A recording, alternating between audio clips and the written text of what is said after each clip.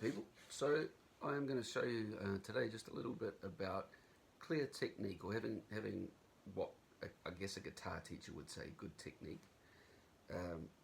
Now there's always alternative ways or like exceptions to rules and things like that, but generally when you learn any sport or craft or hobby, there's ways that you can learn early on that will help you out later.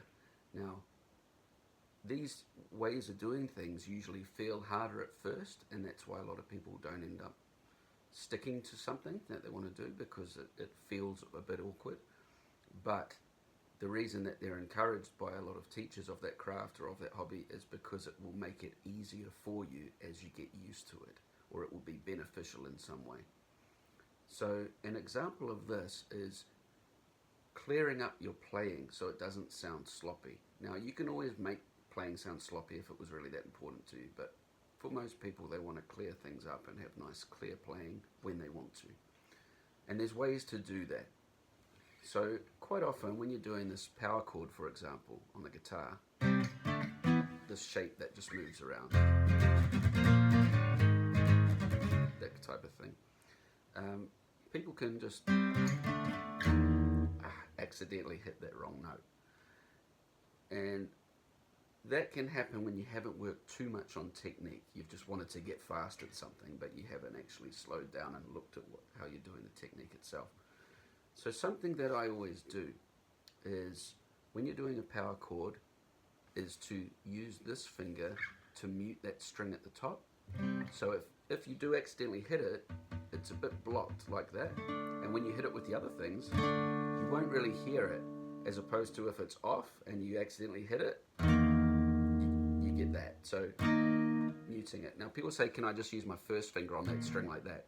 You kind of can, but I really would recommend this way, because when you go down to a power chord on that string down on the D string, and yet you usually stretch that pinky up there, you've got two strings to block there, so it makes sense to have gotten used to that way of doing it. So you just have to go like that, and then that's all blocked and nice and clear.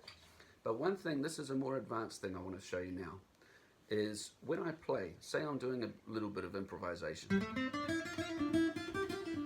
you might not see it, but I'm always muting the strings I don't want to hit, as well as hitting the ones I do.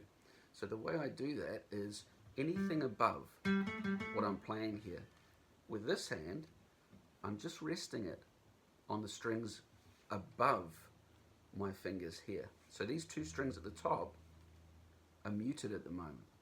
And that means if I do hit them, they're just going to be dulled. They won't be blaring out like that. Okay, so if I start from the top, as I work down, those are a bit muted. Okay? And anything underneath, instead of accidentally hitting it and sounding bad like that, I let my first finger just rest down slightly, and when I do a chord and I need to, I will of course roll my fingers around, but for this, I have it slightly rested so anything underneath is muted. So in other words, anything above what I'm playing is muted here with this hand, and anything below is muted with that first finger. And you get nice clear notes.